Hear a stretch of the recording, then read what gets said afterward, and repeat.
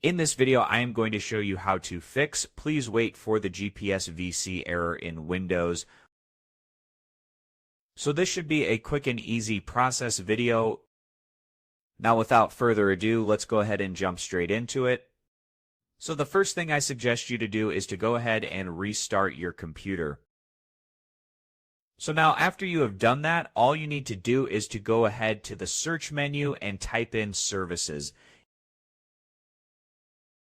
After you have typed in services, click on open. And now just give it a moment to load. Go ahead and search for group policy. Scroll down until you find group policy. So go ahead and double click on it. When you double click on it, just make sure it's on automatic. And then click on apply.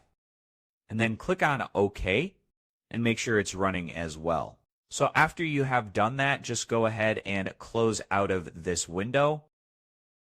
Then go to the search menu, type in CMD, then click on Run as Administrator. Now that you have done that, just go ahead and type in this command, which is sfc. /scan now. And scan now must be written in one word. Then hit enter. After that, just wait for the scan to take place. And after it's all done, when it reaches 100%, just go ahead and restart your computer for changes to take place. So this was an easy and quick process video. As always, thank you for watching.